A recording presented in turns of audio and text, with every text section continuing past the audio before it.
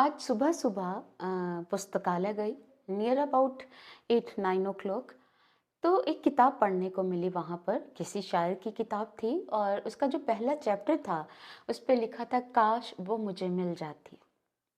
ये पंक्ति पढ़ते ही एक सहज सी मुस्कुराहट आ गई, क्योंकि जब आज की जो नौजवान पीढ़ी है यौवनावस्था की चरम अवस्था में होती है, कॉलेज में प्रवेश करती है, यूनिवर्सिटीज़ में जाती है, तो बहुत से लड़कों के मन में ये उमंग उठती है, कहीं ना कहीं मन आकर्षित होता है तो वो कहता है काश वो मुझे मिल जाए। और ये विचारधारा ऑपोजिट सेक्स यानी कि लड़की के मन में भी आ सकती है, काश वो मुझे मिल जाए। एक दृष्टि में या एक तरफ प्यार हो जाना एकदम देखते ही। तो ये एक मानव समाज की स्थितियों पर मैं चर्चा कर रही हूँ, मेरा इसका व्यक्तिगत जीवन से तो कोई संबंध नहीं है। तो ये जो हम कहते हैं काश वो मुझे मिल जाए, हम काश शब्द लगाकर उस रिश्ते को उसको इतना कीमती बना देते हैं कि हम इमेजिन करने लग जाते हैं कि उसको खुश करने के लिए, उसको पाने के लिए अगर मुझे चांद तारे भी तोड़ कर लाने पड़े, बट मुझे वो चाहिए। मैंने ये विचार आज आपके सामने क्यों रखा है कि पीछे एक घटना सुनने को मिली कि एक लड़का लड़की से गद्दारी मिलने की स्थिति में कि उसका प्रेम सफल नहीं हो पाया, उसने सुसाइड कमिट कर ली, उसने आत्महत्या कर ली, क्योंकि उसने उस रिश्ते को इतनी इम्पोर्टेंस दी थी, इतनी दे रखी थी कि उसने कहा काश वो मुझे मिल जाए। उसने उसे इतना अमूल्य बना लिया था कि अगर ना मिलती तो उसे अपना मानव तन भी इतना छोटा लग रहा था उस लड़की के सामने। और नहीं मिली तो उसने मानव तन की कीमत को भी नहीं समझा और अपने आप को मार दिया, अपने प्राणों की हत्या कर दी, अपनी आत्मा का हनन कर दिया। अनुचित कार्य था ये। मानव तन से बड़ी कीमत और किसी चीज की नहीं है। ये तो बहुत मुश्किलों से मिलता है। हम कहते काश, काश शब्द कहाँ लगाना है, किसके लिए लगना लगना चाहिए। एक यौवनावस्था की उठती उमंग और उसके लिए काश निर्धारित कर लेना और उसके लिए अपने आप को बलि कश चढ़ा देना, अपने प्राणों की आहुति दे देना, क्या ये सही है? 100% गलत है, अनुचित है, ऐसा नहीं होना चाहिए।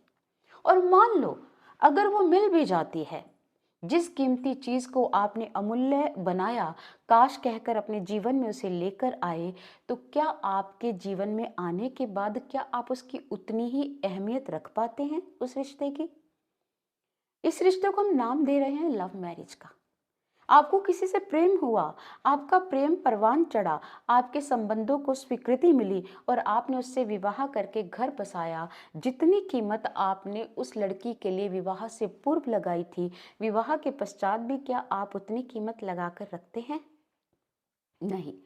अगर आप ये सोचते हैं अब तो ये मेरी है, अब जाएगी कहाँ, अगर आप उस संबंध को इग्नोर करना शुरू करते हैं, अपने किसी दूसरे कार्य को फोकस करना शुरू कर देते हैं और सिर्फ अपनी पत्नी के इस संबंध को बहुत हल्के में लेना शुरू करते हैं, वहां से संबंध फीके पड़ने शुरू हो जाते हैं।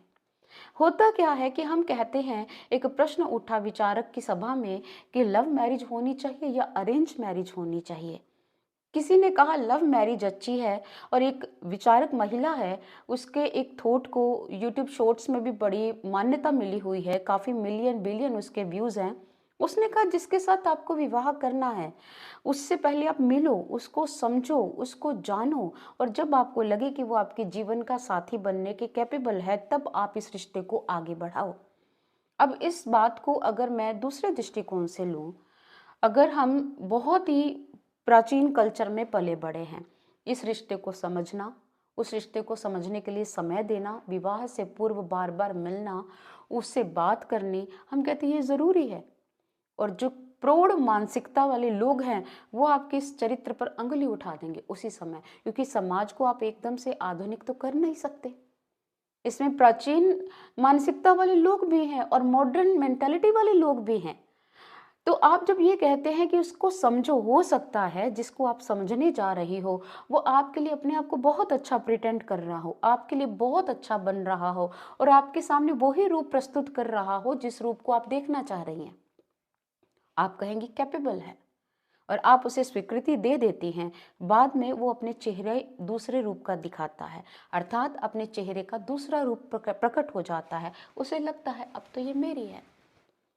जब आप उसके वास्तविक चेहरे को दुनिया देखती है, बहुत सारी लव मैरिज भी फेल हुई हैं। लव का मतलब प्यार नहीं है, वहां भी तो पहले उन्होंने एक दूसरे को समय दिया। बहुत सी लव मैरिज असफल हुई हैं। इसका मतलब ये नहीं कि लव मैरिज गलत है। सवाल ये है कि हम मैरिज का आधार किस चीज को ले रहे हैं, इस पर भी हम आएंगे। दूसरी बात है अरेंज मैरिज। माता पिता रिश्ता ढूंढ के देते हैं, संस्कारी बच्चे वैसा ही माता पिता की इच्छा के अनुसार जो वो चयन करते हैं उनके जीवन साथी के रूप में, उसके साथ चाहे लड़की हो या लड़का विवाह करते हैं, एक सुखद गृहस्थ जीवन की शुरुआत हो जाती है। ऐसे भी हुआ है कि बाद में इतना वैचारिक मतभेद बढ़ा कि संबंध विच्छेदन की स्थिति आ गई, और बहुत सारे अरेंज मैरिज वाले जो केसेस हैं उनमें भी डाइवोर्स की स्थिति उत्पन्न हुई। ना तो लव मैरिज 100% सक्सेस हुई है, ना अरेंज मैरिज 100% सक्सेस हुई है। तो लव और अरेंज का मुद्दा नहीं है यहाँ पर। मुद्दा किस चीज का है? चाहे आप लव मैरिज में जा रहे हैं, चाहे आप अरेंज मैरिज में जा रहे हैं, आपके संबंध का आधार क्या है? ईमानदारी, सम्मान, प्रेम।